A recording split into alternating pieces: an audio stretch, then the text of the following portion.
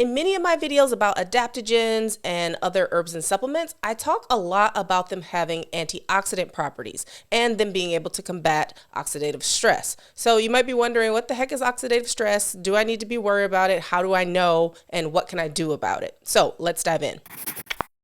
Oxidative stress can be a result of normal metabolic processes that happen throughout your day in your body. So what does that mean? Even the very act of creating energy, or ATP, can produce oxidative stress. Things like immune system activation and even detoxification, but it doesn't necessarily have to happen. Oxidative stress actually happens when your body can no longer keep up with eliminating these, we'll call them pro-oxidative molecules.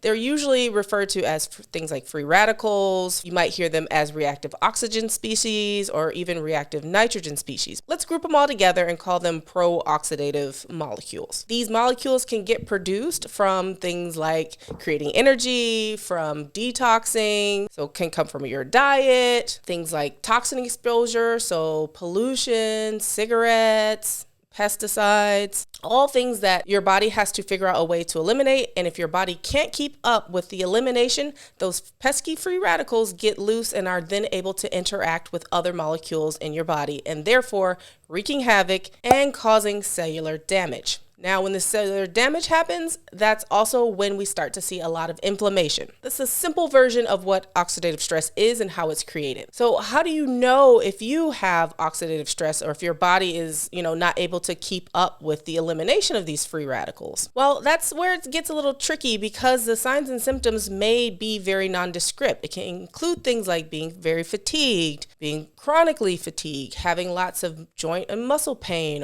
or just overall inflammation. You might get sick pretty easily or might get sick quite often. Every time the cold or flu comes around, you might be that person that catches it. You might have things like brain fog, which is very nonspecific. It might be difficult to think or to concentrate.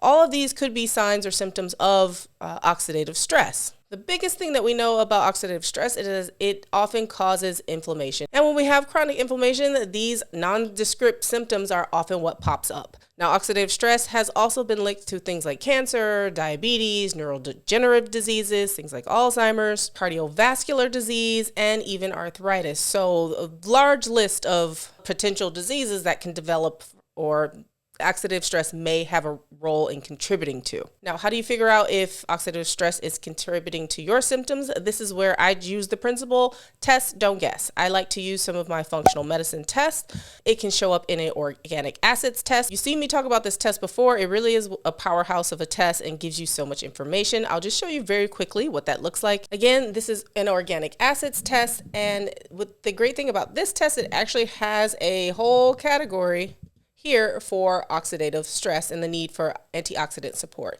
Now, how are they figuring this out? They're looking at specific molecules in the urine or metabolites that indicate that oxidative stress or the need for antioxidants is important.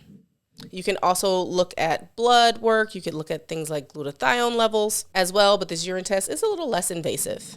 And then a test like this is also going to give you recommendations for antioxidants and what antioxidants you might want to choose. I always think it's better to test because then you're not wasting money on supplements you don't need. Even though there's supplements and they're over the counter with things like vitamin A or vitamin D, they're fat soluble, so you can't just take them willy-nilly because you don't want to overdose on them because too much of them can get stored in your tissue, which is not great. So if you are having a lot of oxidative stress, first of all, making sure that your nutrition is on point, that you're getting a lot of these antioxidants from foods, so richly colored berry, lots of plant material or, leafy greens, and having a well-balanced diet. That's number one. Number two is then to look into supplementation if you need to. So things like vitamin A, vitamin C, CoQ10, glutathione, alpha lipoic acid. So there are many options. And I think that working with a provider or a practitioner that is familiar with these types of things is the safest and easiest way to go about things. So if you have any question about this, or if you need some help with working with your oxidative stress, well, you can click the link below. You can learn how to work with me inside of my coaching practice. Otherwise, if you found this video helpful, go ahead and give it a thumbs up and share it with someone that it might benefit. Otherwise, I will see you in the next video.